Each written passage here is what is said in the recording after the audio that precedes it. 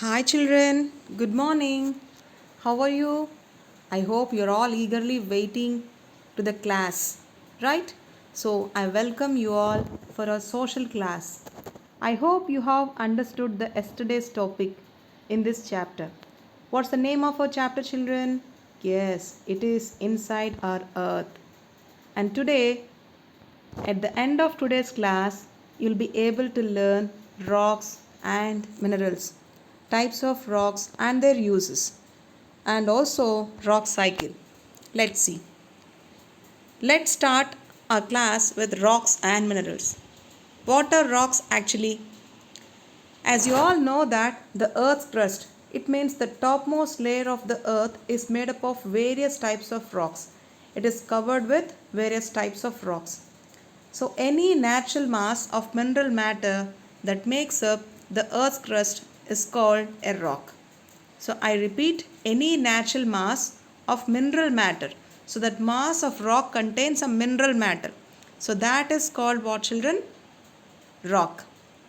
These rocks can be of different colors, size and texture. See, you can see here all the rocks are not in same color and same size and same texture, no? So they're of different kinds in color, size and texture. Let's see the types of rocks. There are three major types of rocks, children. That is, they are igneous rocks, sedimentary rocks and metamorphic rocks. You can see their pictures over here. I repeat, there are three major types of rocks. Those are igneous rocks, sedimentary rocks and metamorphic rocks. Let's see each one of them clearly, right? So, word origin. These igneous, sedimentary and metamorphic rocks are the words they have derived from one language. So let's see which language and what are their meanings. First comes to igneous rocks. Igneous rocks, it's nothing but is a word derived from a Latin word called ignis. Its meaning is fire. Its meaning is fire. Now comes to sedimentary. Sedimentary is a word derived from a Latin word called sedimentum. What's that? Sedimentum. So its meaning is settle down. Sedimentum means what, children? Settle down. Ignis means fire. Now metamorphic. Metamorphic is a Greek word. Okay. So the Greek word is metamorphos. The Greek word is metamorphos. From the Greek word metamorphos, metamorphic word derived. Its meaning is change of form. They change their form. It's called metamorphic. Okay. Latin ignis means fire, sedimentum means settle down, and metamorphic means metamorphose means change of form. Let's see. Igneous rocks. As we all know that igneous is the word derived from the Latin word called ignis, which means fire. So when the molten magma cools, it becomes solid. Children, what is the meaning of molten magma? Yes, we discussed in the last class that the earth is composed of three different layers: crust, mantle and core. As you go down, the temperature in the magma and the core is very high. It ranges from 3000 degrees Celsius to 1 lakh degrees Celsius. At that much of temperature, the rocks will be available in magma state. Which state? Magma. Magma in the sense?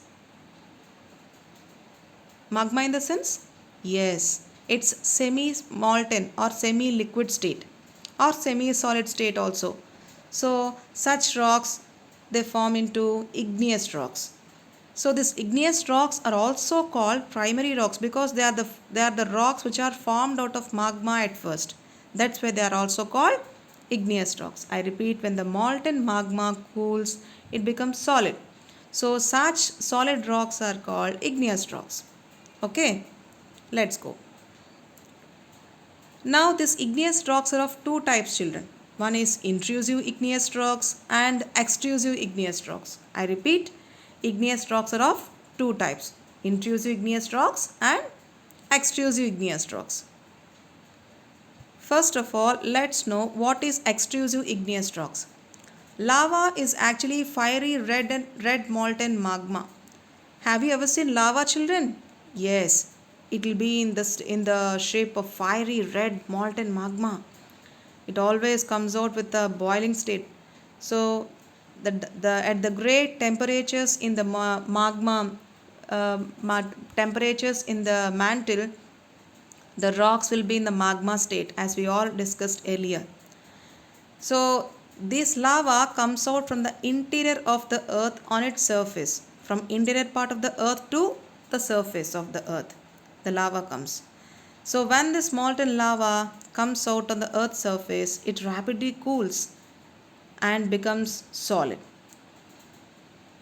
When the magma comes out to the earth's surface, it cools rapidly, very quickly it cools and becomes solid.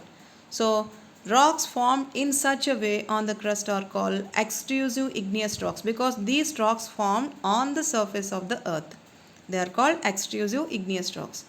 So one more thing you have to remember is they have a very fine grained structure. If you look at this rock, no, you can find a fine grain. Means what? Very smooth. Its grains are very smooth.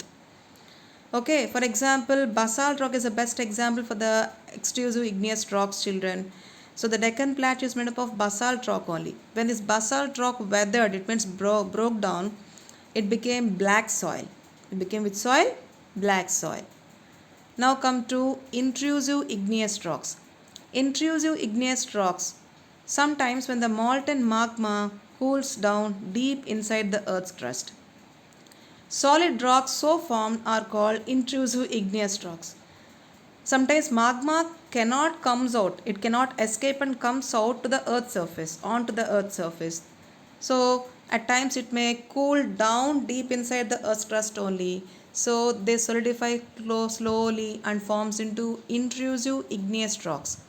So since they cool down slowly, they form large grains. So granite is an example of such kind of intrusive igneous rocks. So the grinding stones used to prepare paste or powder in your houses? No.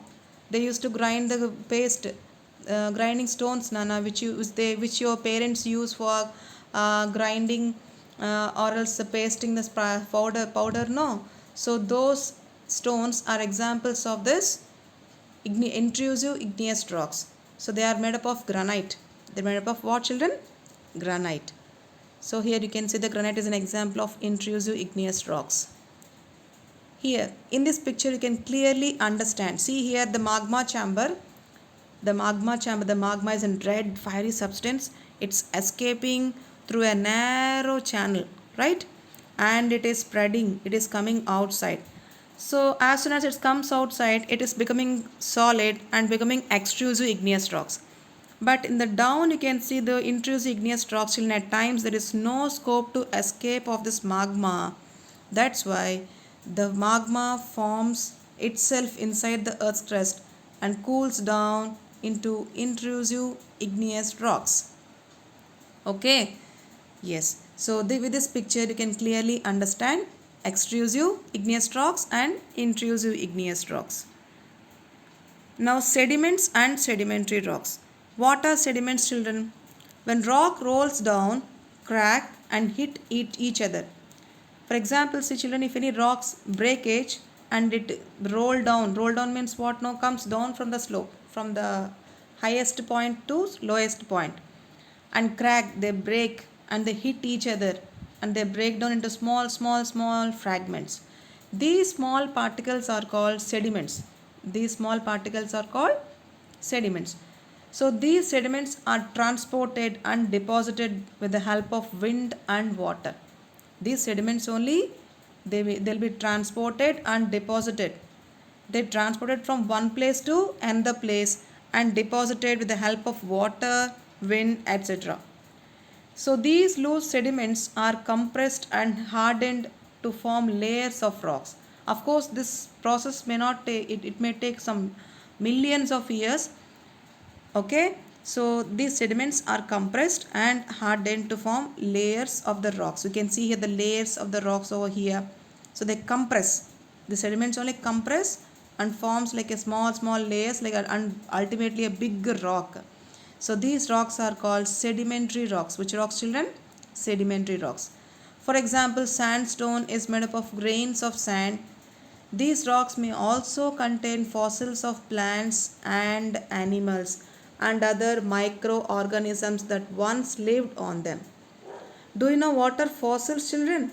Fossils are nothing but the remains of the dead plants and animals trapped inside the layers of the rock.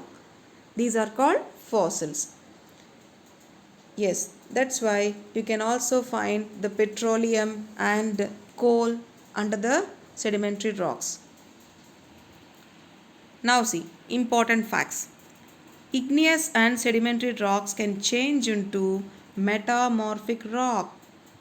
They change their original form. Igneous rocks and sedimentary rocks, they change their original form into another form. Okay, that kind of rocks are called metamorphic rocks. So these rocks may change their original form under great heat and pressure. With great heat and pressure, these igneous and sedimentary rocks changes their form. For example, clay changes into slate and limestone changes into marble. Do you know, children? Coal. You know coal? Have you seen coal? Yes. This coal changes into graphite, which you use in your pencils, no? Lead. The graphite. Ultimately, the graphite changes into what you know? Diamond. So, will you believe this, children? But it is true. So, here you can see the sedimentary rock turned into a metamorphic rock. It became a marble. Have you seen there? Yes.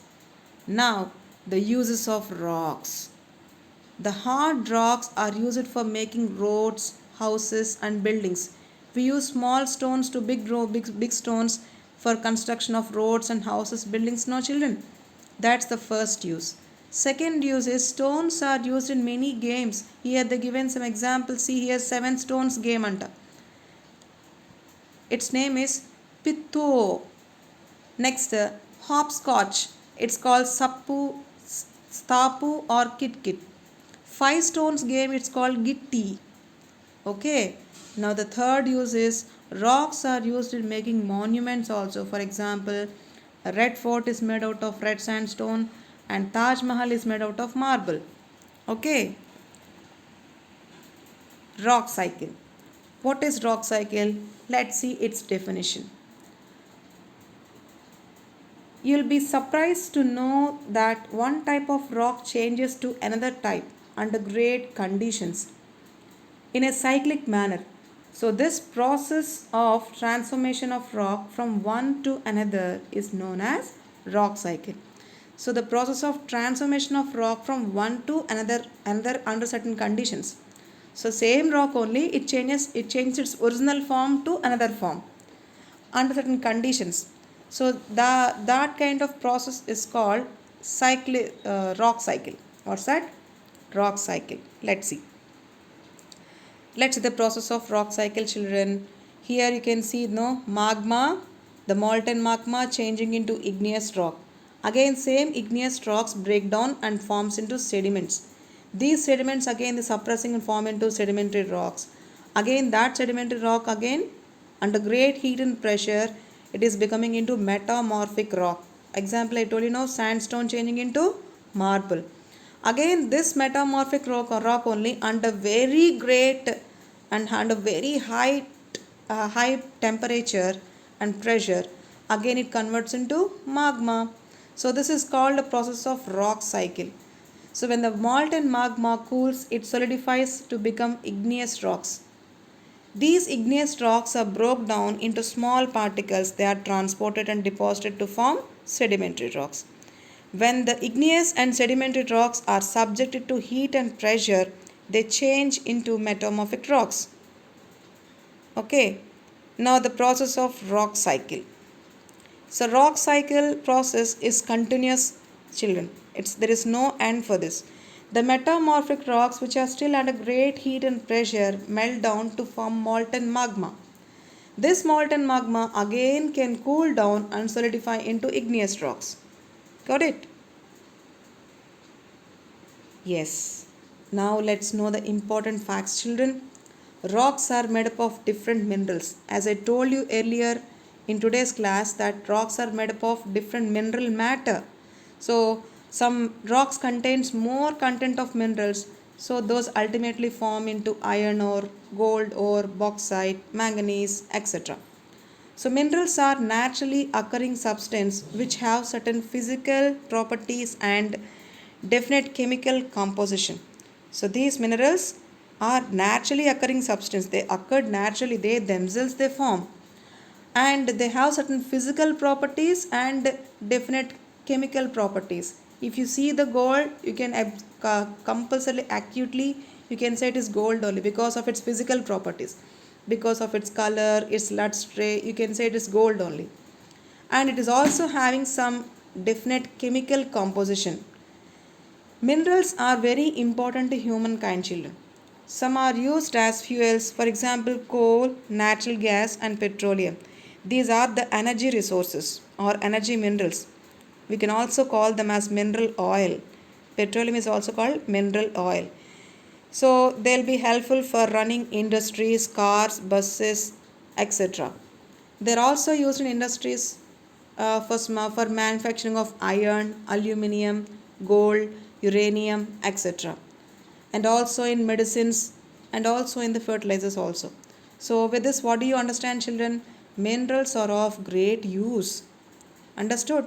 Once again, you tell me, children, what's the definition of minerals? Minerals are naturally occurring substances which have certain physical properties and definite chemical composition. With this, I conclude this chapter, children. Thank you.